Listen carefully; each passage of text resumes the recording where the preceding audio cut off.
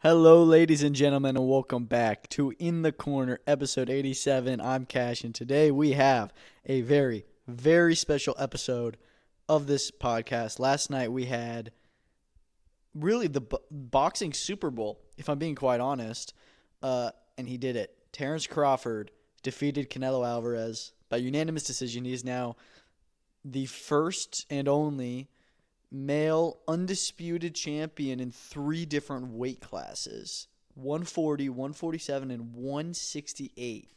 He did the unthinkable. He came up against the bigger guy who, on paper, Canelo had pretty much every advantage. And Crawford came and gave him gave him hell. I don't want to say that it was completely one-sided because it wasn't. But there is no way that Canelo won that fight. Everyone agrees. Terence Crawford won, and Terence Crawford won by a comfortable measure. I scored the fight myself 115, 113. And that's actually probably a little bit close, just because I feel like so many of the rounds were very, very close. We're going to get into the fight, but I do just want to start off by saying we heard some really unfortunate, tragic news. Ricky Hatton passed away this morning. He was found at his home in Manchester dead. I think he was only like 46 or 48. It's just terrible. Obviously, he's probably one of the best British boxers of all time, and definitely a legend in the sport. And so it is very much a heavy heart that this weekend ends with. And what was a great weekend for the sport ends in a pretty terrible way. So, rest in peace. And yeah, it's just crazy. I'm very curious what happened. Like I said, he was young. Not young, but he wasn't old. He was in his 40s. And the police say that they're not investigating the death as suspicious. So they don't think there's any foul play, which is good. I have to wonder if this was a drug overdose. It's the only thing I can think of, or some other health issue we didn't know about. I've never heard about Hatton being a drug user, but typically when these things happen, it's kind of what it sounds like. I know that he actually had an exhibition fight scheduled for December. So, he was seemingly in pretty good shape, I would assume. So, yeah, I'm really, really curious what happened here. And, just really terrible news. But now that's out of the way, let's get back into last night on Netflix. First of all, Netflix did a great production. I thought the event looked great. Pacing was horrible. It was absolutely horrible. The first fight on the main card started at 9:33 when it was, the broadcast began at 9, which is terrible. Just so slow. And Dana White's talking about, oh, my events are going to have good pacing. This did not have good pacing. At some points, you move to the fights quickly. The amount of time it took for them to do the walkouts and how they had all the bands playing, they did kind of hype up the crowd, but it was so late. The main event didn't start until 1 a.m. on the East Coast. We just wanted to start the fight. I was so excited, and it just felt like they were pushing it back and back and back. But overall, I think the event looked great. Definitely some bad pacing issues. In fact, the prelims ended 15 minutes after the main card started, so there was a really weird discrepancy there. I don't know why that happened when they had 3.5 hours to do those fights, but anyways, it's beyond the point. Canelo Alvarez loses to Terence Crawford. You have to think that Terence Crawford is the best fighter of this generation. The only one that I think really holds a candle are the other two pound-for-pound superstars, and that is Alexander Usyk and Naoya Inoue. Naoya Inoue, by the way, we'll talk about in a minute, but he had a very dominant win over Jean Akhmadaliev this morning. A bit of a disappointing performance from MJ after all the smack he talked and saying how, Inoue was ducking him. He barely won a round, if that. We'll talk about that later on, but Crawford, I thought that he looked sensational. I couldn't believe how much weight he's come up and how well his body's adjusted to that, and he did not look at all like he was. I did think that Canelo was bigger than him. I think there was a little bit of a size difference. That was pretty clear, but I didn't look at him and say, "Oh my gosh, look at the size difference. This is a lightweight fighting of light heavyweight." Which honestly, Canelo has won titles at 175. Crawford has won titles at 135. And now they've both won titles at 168, and Crawford is the now undisputed champion of the super middleweight division. It's been 10 years since Canelo was not holding a world title. I can't even remember. It's unbelievable, and he's no longer world champion. Crawford, no longer 154 champion. That WBA belt has been given to Abbas Baru, who was elevated, so good to him. But, Crawford now undisputed at 168. Just a generational performance. That fight was so good. It wasn't like a war. It wasn't this fight of the year even, but it was really high level stakes and just really, really high skill being put out there. And I think that Crawford was just really just honestly outboxing and outclassing. I think that Canelo showed his age a little bit in there and showed that he's not the Canelo he once was. I thought that he was very frustrated in the fight. And sure, he had some moments, but I think that Crawford definitely landed way more punches throughout the fight. And you could tell he was confident too. He was smiling. I'm honestly proud of him. Like, it was really, really something else. And I mean, it was 12 rounds, and all 12 rounds, I was on the edge of my seat. It was so intense. You could feel how much tension there was. The stadium was so loud. They actually sold it out. 70,000 people, $47 million gate, the biggest in Allegiant Stadium history, the biggest crowd as well as the third biggest gate in boxing history. Just amazing. Like what an incredible event. And yeah, it was awesome. I thought that the production was great, but the fight itself really lived up. And this felt like a once-in-a-lifetime fight. And, I mean, they showed at the beginning, all the super fights in the past, Mayweather-Pacquiao, Ollie Frazier, Holyfield, Tyson, Hagler, Hearns, Hagler-Leonard. Just so many, crazy big super fights over the years. And it's like, this really does kind of compare to those. This is our modern-day version of it. This was the biggest fight in the past decade. And I'm just so happy I got to witness it live, as well as everyone who got to. On Netflix for free.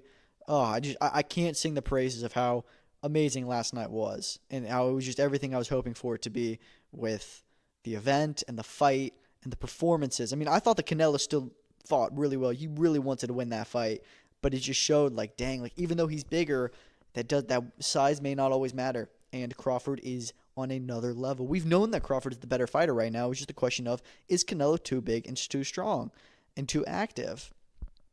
And, well, he's not. Crawford is all those things. Somehow Crawford has not let the inactivity plague him. He fights once a year and looks stellar. So I don't know. But now we got to talk about it. What is next for these two? Listen, before this fight, I was of the opinion that if Terence Crawford won those belts, he would retire. And he still could. He kind of left the door open. They asked him, is this the end? What do you want to do? And he kind of smiled, and he thought about it, and he said, I'm going to go relax. My birthday's coming up. I'm going to spend some time with my family, with my team, and then we're going to decide. So to me, that sounds like a man that's not done and that he wants more. Post-fight press conference, they ask him, you want to go up to 175, fight David Benavidez, Dimitri Bivol, these other elite fighters that are around this weight class, because 168, not really any other elites. And he says, no, that's too big. Do you want to go back down to 154 and fight Boots Ennis? No, I'm not going back down to 154. So, okay. So it seems like he's going to stay at super middleweight. Nobody asked him about middleweight. I wouldn't be surprised if he ended up going there just to get another title, because he does have a gap there, and it'd be super easy for him to pick up a world title at 160. Janibek is very good. Outside of that, Adames is beatable, and Lara is very beatable. I think he beats Janibek as well. But, I mean, yeah, there are opportunities for him at middleweight. I think that he may stay at 168. And if I'm being honest, what I think is very likely is we see this fight run back pretty soon. I think that they also asked him, would you be open to a rematch? And he said, why not? Whatever. So I think that it's a lot of money, and he knows he can beat Canelo. I know that Canelo is going to want it back. Canelo was very humble in defeat as well. We have to talk about what's next for Canelo as well. But I think that the rematch could happen next. I think it makes sense. Obviously, Canelo was the A-side. He was the champion. He will get a certain, right to call for a rematch at least, and it would be in good faith for Crawford to give that to him. I don't know if I need to see it. I'd be very much okay with seeing it, and I think it's very possible. But other than that, I mean, does Crawford really have any interest in fighting someone like Hamza Shiraz or Christian Billy or Chris Eubank Jr.? No, not really. In fact, I think those are all names that Canelo could fight. Billy's going to rematch Martinez, which we'll talk about in a minute, I hope. Shiraz, hopefully wanting to get the Canelo fight in February. I actually think that makes a lot of sense right now. Now that Canelo's not champion, I think that that's a really good comeback fight for Canelo. I could also see Canelo wanting to do an easy fight and taking out Chris Eubank, because, he's going to want that, and Turkey said he wants to see the winner of Eubank-Ben against Canelo. And then we have to talk about it. You do have Jake Paul there, and that is a huge money fight for Canelo Alvarez. He can fight him in May, make a ton of money, beat him up for 8-10 rounds, however long it'll be, and be done. But that is absolutely a fight I would love to see. We know Canelo's got a few more left in him. He seemed like he was also a little bit done. So these two warriors are definitely at the end of their roads, but they're not quite done yet. And yeah, man, it was a really, really awesome fight. But let's talk about the undercard. We mentioned it just there, and I'm going to talk about it first. Christian Mbili and Lester Martinez in a Fight of the Year candidate, which we say that a lot, but this was a really good fight. I don't know if it's going to be Fight of the Year, but it was spectacular. 10 rounds of just pure action, nonstop throwing. It was really, really good stuff. I thought I had it a draw myself. I scored it a draw. I thought that Lester Martinez closed the fight out really well and fought off the ropes quite well. But I think Billy had a fantastic start and just showed right off the bat, no, I'm pressuring you and I'm going to bring the fight to you. And I think that if either of them were to deserve the win, I would have given it to Billy, but I had it a draw. And this is very clearly a fight I would love to see a rematch for. It does suck because I feel like had Billy won this fight, it would have been clear, okay, he gets the winner of the main event. But obviously now that that's not the case, we need to see Billy Martinez too. Again for the WBC interim title. Do it start of next year maybe, and make that 12 rounds because having 2 more rounds really could have changed the fight. And this is an interim world title. It should be 12 rounds, not 10. But it was a phenomenal fight, and 168 is looking pretty good with some really new faces like Terence Crawford. Co-main event was Callum Walsh dominating Fernando Vargas Jr. I thought that it was a good performance from him. He never really had to get out of first gear. Pretty much just went about it as he could. Looked good, though. Wasn't super exciting. I was expecting Walsh to, win it pretty handily, and he did that. Went the distance, and that was pretty good. And, dude, he's at 154. It wasn't the statement he needed, but he does have a much bigger profile now and a good win. He could really get into a big fight next. I wouldn't be surprised if we saw him face somebody very good. Somebody he could fight, Brandon Adams, who upset Sergey Boachuk on the undercard. Obviously, Boachuk had lost to Adams previously in the past. He was stopped by him in 2021. But since then, Adams has not been as active, and Boachuk has been very active, and Boachuk has come up to world level and done very well for himself. He does have a loss to Virgil Ortiz Jr., but he's also collected wins against Brian Mendoza, Ishmael Davis, Michael Fox recently, which was a little bit of a not great win. And now he loses to Brandon Adams. I thought this was another tremendous all-action fight, similar to Billy Martinez, who's great. But it was one of those fights where Adams was getting the better of Boachuk for pretty much every round, and he actually had a pretty wide lead on the cards, a little bit wider than I had it. But I do think the right man won, and he's Sergey Boachuk's kryptonite. So you got Brandon Adams and Callum Walsh, which I think those two would make a phenomenal fight. And those guys are really about to break into the top 10 of the 154-pound division. You got a lot of other names looking to get in there, and Boachuk seems like he's dropping out. So, yeah, just a crazy division that is. So good. Muhammad Al-Akel went the distance, 10 rounds with Travis Crawford. I thought it was a good performance. I thought that he looked good, only lost a round or two. There was no reason why that fight should be 10 rounds, like at all. I don't really get it besides them just putting it on Netflix because neither had ever gone 10 before. But, oh well, I think it was a mistake putting that on Netflix because it wasn't the best fight. It wasn't competitive, and it didn't even need to be that long. And the fight started so late that we were at 10:30. We had only seen Al-Akel on the main card, and it was like, okay, come on. I would have rather him on the prelims and Boachuk Adams on the main card, but it is what it is. Other fights on the prelims, you had Ivan Ditchko losing to Jermaine Franklin. A lot of people unhappy about that decision. I personally am not overly mad at it just because I thought that Ditchko let the fight get away from himself and was just kind of leaning on Jermaine Franklin, and losing that point cost him the fight, at least on my card it did. And meanwhile, Franklin was kind of doing better work in the later few rounds and was getting some good close range stuff when Ditchko just refused to do anything but long range. I was really disappointed in both fighters' performances, to be honest. I know a lot of people are mad that Franklin did win, but I honestly couldn't care less. It was just a really boring and bad heavyweight fight, which I was worried about, and it was true. And then we got to talk about some of these stoppages. So Reita Tsutsumi, he got himself, I think it was a first-round stoppage, very questionable. Didn't love the stoppage, but even worse than that, you had the stoppage with Marco Verde, which is going viral because it was a horrible stoppage over Sona Akale. Those two are both really good prospects, but the Vegas referees just jumped in way too early, as they did with Reika Santana beating up Steven Nelson. He stopped him in one round. That was a huge upset, Santana beating Nelson. And listen, I do think that Santana was on his way to dropping him maybe, and he had him hurt.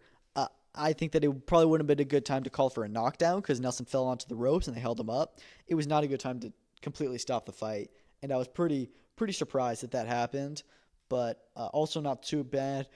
It was just crazy. It was crazy we had that crazy of an upset that early on the card. And then you also had the pro debut of Sultan Mohammed, or Al Mohammed, excuse me. I thought that he looked pretty good for his 4-round debut. Nothing crazy, but well done to him. And yeah, it was a really great card on Netflix. I enjoyed it. Huge event, and there's going to be a lot of fallout to come.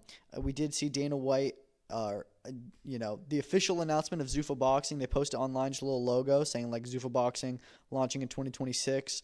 So obviously this is kind of like the soft launch, but I did like a lot of the UFC isms of both the broadcast with John Anik and the quick walkouts, or not quick walkouts, but the walkouts without announcing them. And some of just like the graphics they had done throughout fight week and the weigh-in and the press conference format, very UFC-esque. So let's see how this new product goes, UFC X Boxing. But yeah, it was good.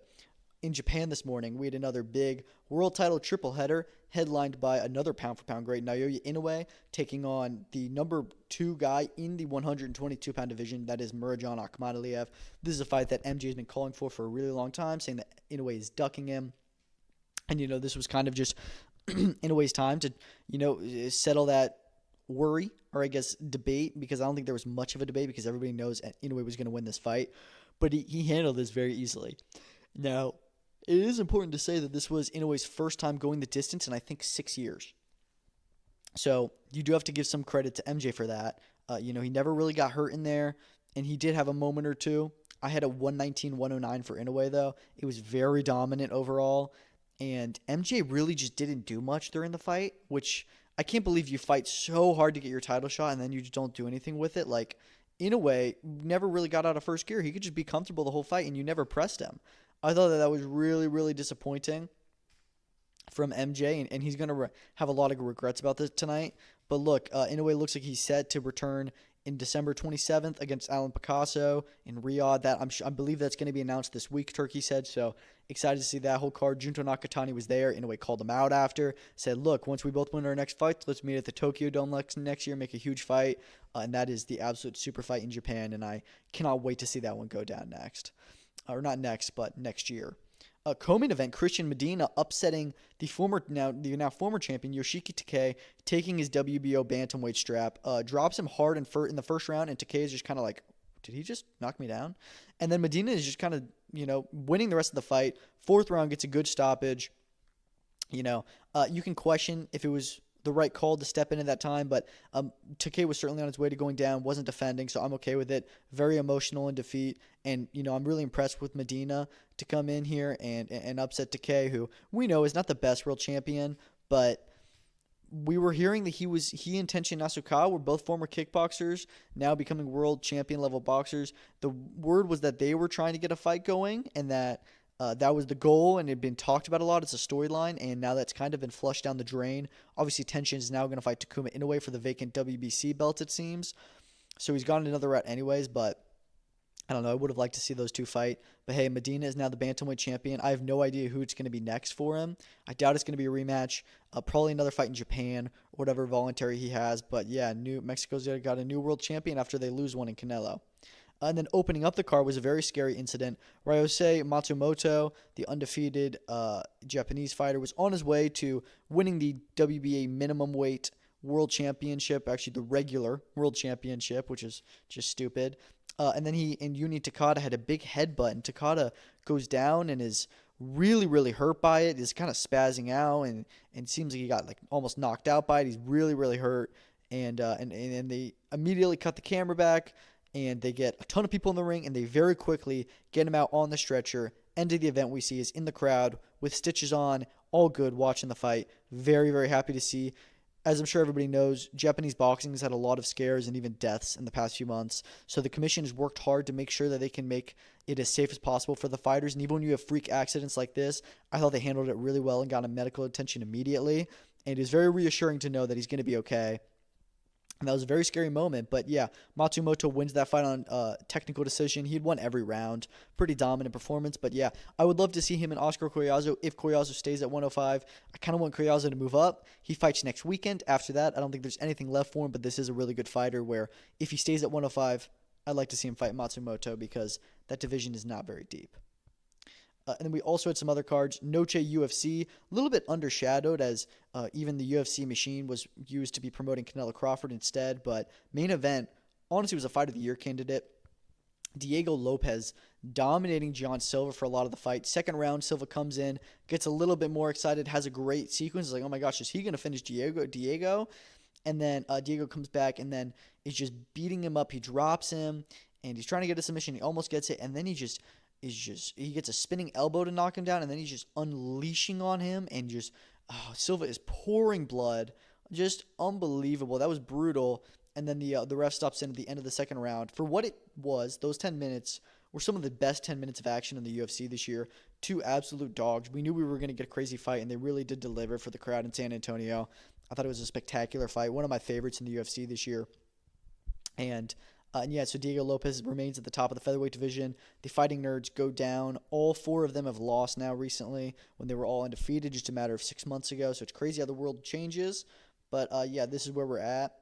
Obviously, Diego Lopes is going to get another big fight soon. And Jean Silva, I'm sure he'll be back. He did get pretty upset in the post-fight as soon as it ended. He tried to get at Diego. I think he was pretty upset with the stoppage, but I think it was totally fair. He was on the ground. He was pouring blood, and he was getting beat up. So I'm okay with it. As to the rest of that card, I actually didn't love Noche UFC. Thought there was kind of a good bit of stinkers and wasn't super excited by a lot of it. David Martinez, I was really impressed by him. He got himself a unanimous decision win over Rob Font, and he's going to now move into the top 15 at bantamweight on just short notice. That was a really good win. Rafa Garcia got a third round TKO over Jared Gordon. I thought that was a really good fight. Kelvin Gastelum getting a win over Dustin Stoltzfus in a pretty boring fight, and I think he's probably going to get cut from the UFC after missing weight so much. Alexander Hernandez had a great second round finish. Santiago Luna had one of the finishes of the night against Kwang Le. Who else? Dusko Tudorovic had a good one. Tatiana Suarez and Amanda Lemos fought. Suarez pretty dominant in that one. A lot of fence hugging. Very boring fight. But, with Zhang Weili now moving up in weight, that strawweight division is a lot more open wide. And I think Tatiana Suarez could get another title shot as soon as next year. And maybe even in her next fight. But yeah, I thought that it was a good card overall. Some good fight guys in there. Alden Correa, I liked his stoppage as well. And I liked Daniil Donchenko's big finish in the tough finale to start off the card. The Montse Rendon Alice Pereira fight was terrible. That was a really bad fight. That's what I mean. There was just a lot of slow, boring fights on the card. A good amount of finishes, but a good amount of decisions too. So nowhere near as memorable as last year's Noche UFC, but you can't really compare because that was at the Sphere. But yeah, still a good UFC fight night overall, I would say. And now moving on over to Belfast, Ireland, where we have got more controversy. So obviously after March, we didn't think that Crocker versus Donovan could get any more controversial. Donovan got disqualified in that fight after dominating it, but he hit Crocker after the bell, and that ended the fight and ended in his disqualification. The IBF ordered this fight for another eliminator. Boots Ennis vacates the belt, so this now becomes for the vacant world title, and we do it in a stadium this time. I thought the stadium looked really cool. I was super excited for this card. And then, yeah, the main event happens. Now, I do want to say, I thought this fight was close. I think that Lewis Crocker won more rounds than people are giving him credit for, and he did have those 2 knockdowns, which was crazy. But even with the knockdowns, I had him winning 4 rounds of the fight, but those knockdowns went a long way. But I still had Paddy Donovan winning 114-112. and say that what you will. If you look at Lewis Crocker's last 3 fights, all 3 of them are wins. All 3 of them are wins. He's now a world champion, and I don't know if he deserves any 3 of those wins.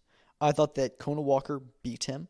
I thought that Paddy Donovan beat him last night, and I think that Paddy Donovan was going to beat him before the disqualification. So the one where he was pretty much stopped, and is actually the only one I'm okay with him winning the fight because that's just the rules, even though that win is a huge asterisk next to it. So I think that if Paddy Donovan throws that fight one punch too late, he avoids all of this.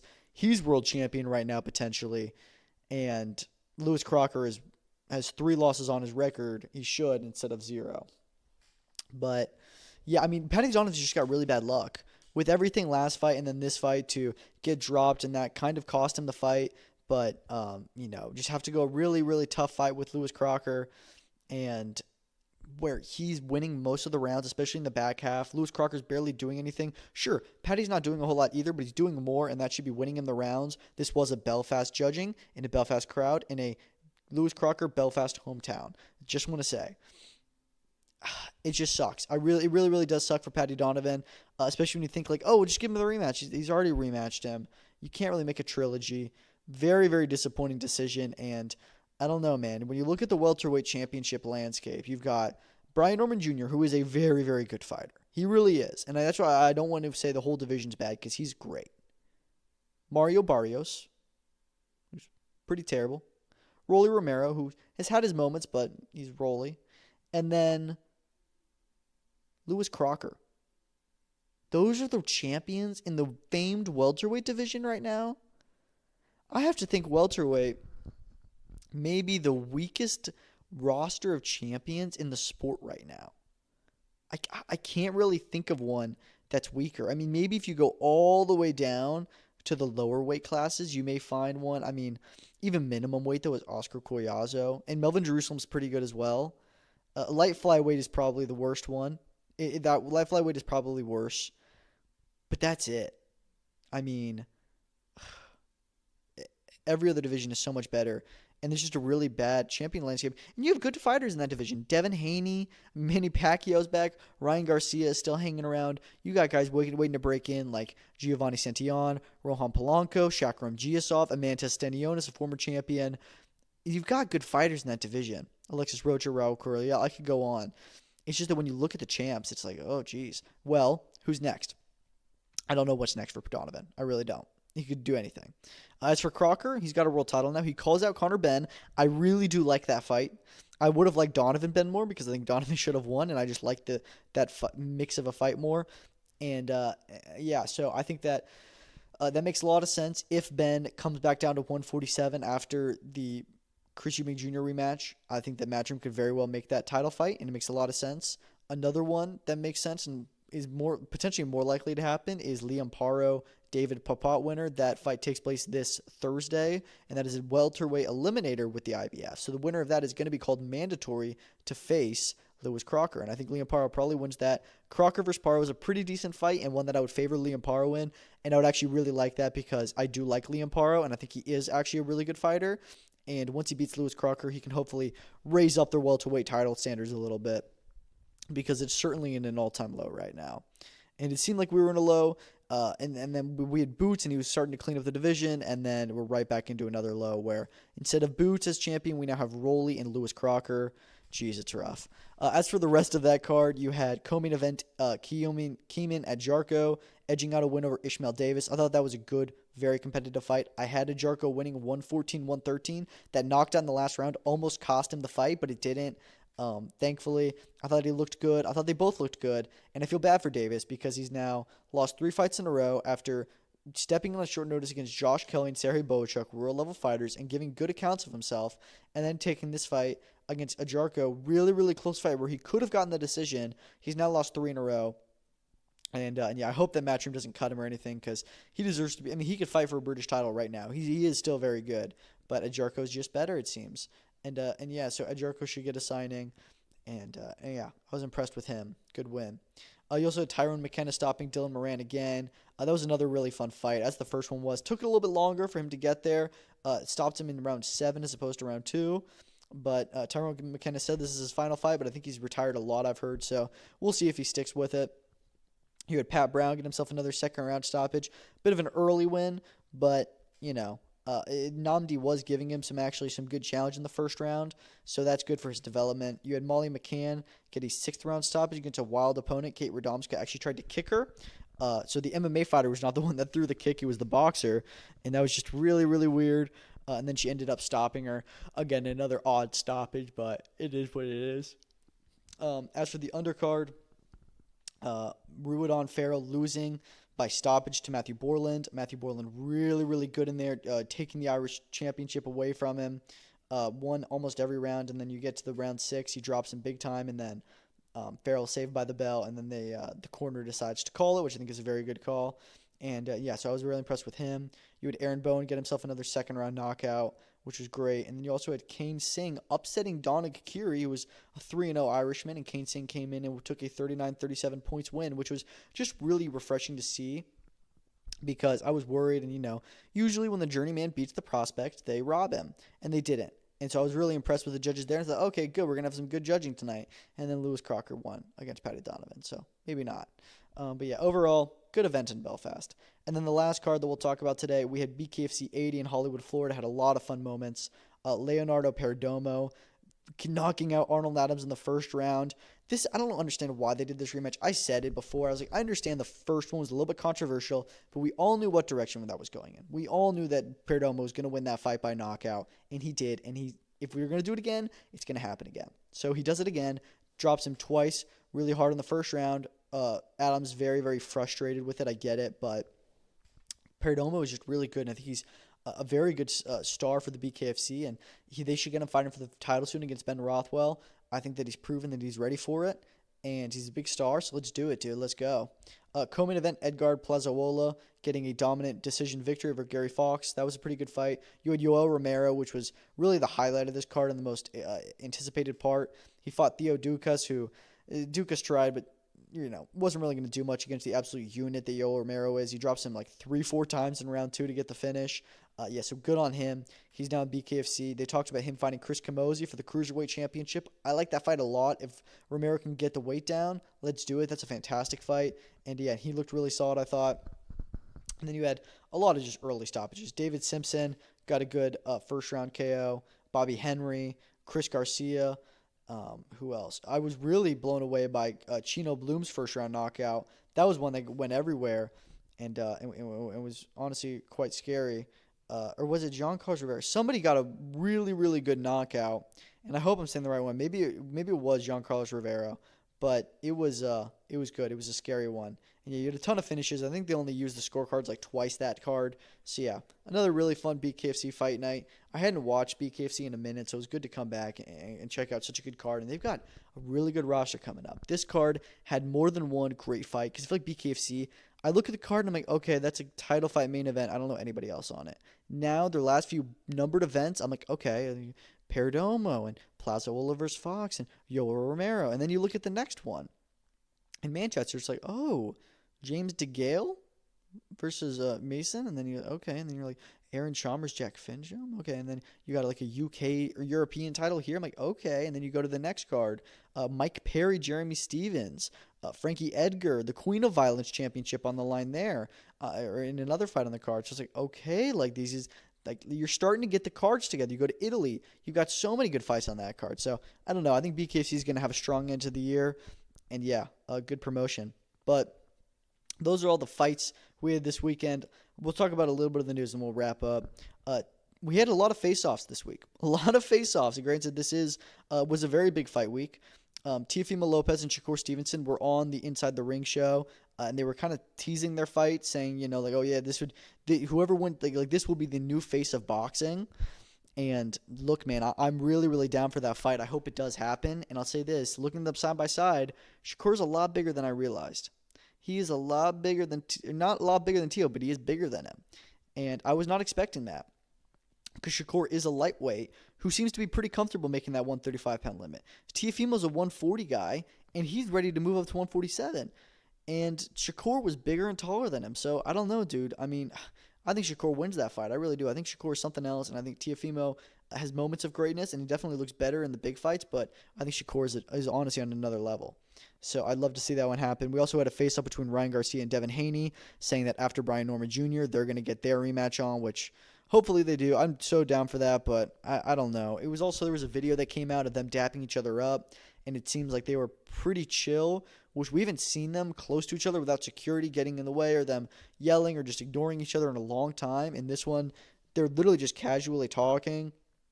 I don't know. Ryan Garcia, as we know, is very, honestly bipolar, and he'll just be crazy one day and then very calm and cool the next. So maybe this is just kind of the same thing where they're just hot and cold, or it is a little bit up for show. Maybe they've moved on, but I don't know. I think that you have to remember these guys all grew up with each other in the amateurs, and Ryan was even saying, oh, I remember you taught me how to play baccarat here for the first time.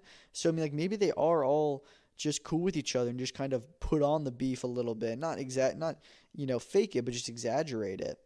And, yeah, it's an interesting situation there. Another face-off we saw that I actually really like, Andy Ruiz and Deontay Wilder. These are two guys that are still in the heavyweight division, not really fighting anyone or fighting at all. I'm like, hey, they're both washed. Sure, let's fight each other. Why not? It's a crazy. The size difference is wild. Andy Ruiz is not super tall, but he's super big. And then Deontay Wilder is the complete opposite. Super tall, but not very big. Really, really good, interesting fight. And this way, you can have them both go out with a big payday, put it on a big fight. And but they're not getting in there with someone that could really hurt them and clean their lights out. But it's still Wilder and Ruiz. So that's a really good fight of the past generation's heavyweights. We don't really talk about WWE on here, but I did just want to mention it. WrestleMania 43 will be in Riyadh on 2027. So we're just starting to see that Riyadh season is really kind of sports washing, I know, but they're also, putting together a lot of stuff with TKO. Obviously, the new boxing venture. They do a lot of events with UFC. They've done stuff with WWE in the past, but to host WrestleMania is huge, especially that being the first time the event's going to be held outside the USA. We'll see if the fans travel over for it, but that's a huge deal. And yeah, Turkey all the way, man. Junta Nakatani versus Sebastian Hernandez-Reyes is apparently set for December 27th. We talked about Inoue's going to fight Picasso then. We did hear, and it seems like it's pretty much confirmed that Nakatani's fighting Hernandez. Obviously, we were hearing it could be Nakatani versus Ramon Cardenas. I really liked that fight. I'm not sure what happened, but I'm okay with this. I think it's still a good fight. I think Hernandez is a great fighter waiting for a shot. And he's got a good chance, but I do think Nakatani still wins. And it's probably a little bit of an easier fight than Cardenas, maybe. Who knows? But I'm cool with it. I like that. And that'll be the co-main event. Interestingly enough, Efe Ajagba has withdrawn from the Frank Sanchez heavyweight IBF title eliminator, which is really interesting to me. I'm not sure why. Maybe he's got another good fight offer. Maybe he's going to rematch Martin Bakoli or something. I really don't know what happened, but yeah, he's pulled out. I think he was disappointed with the purse bid. And now Moses Atauma is likely going to get offered that fight. And I really like that fight.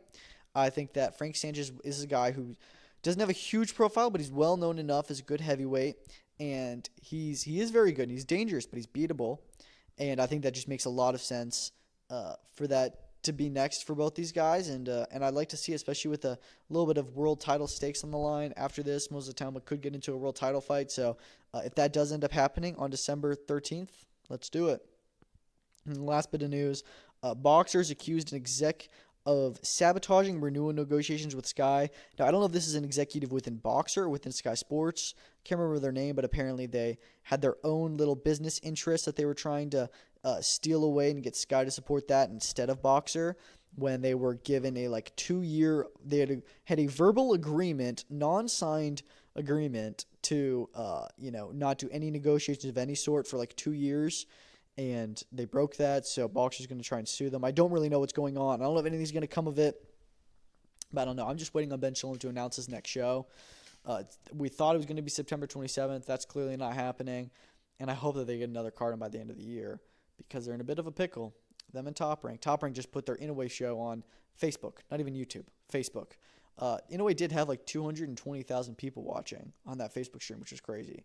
But still, it's come on, you guys got to get a new broadcaster sorted. And I know Boxer's on BBC, but no news yet on the first show at all. So, I don't know.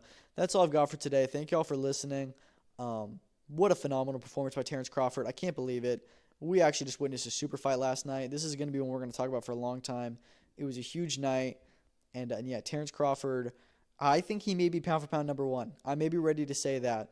And I hate to say that because Usyk is so good, but when you think about pound for pound, it means if everybody was the same weight class. We've seen it doesn't matter with Terence Crawford what weight class he's in. He beats everyone. He can go to 135 and beat you. He can go to 168 and beat you. It doesn't matter. And yeah, you have to think he's the best fighter in the world right now. At least he's got the best resume and most accolades right now. I mean, he's just an absolute force, and I think he may be unstoppable. I don't know how many fights he has left, but I will watch every single one of them. And I can't wait to see what's next for him, for Canelo, if they're going to be a rematch, who they're going to fight next, what's next for Dana White's Zuffa Boxing and their debut event, which was, I think, a success. What's next for Turkey, next on Netflix, Jake Tank. But outside of that, who knows? We'll find out. But thank y'all so much for listening. Have a good week, and peace out.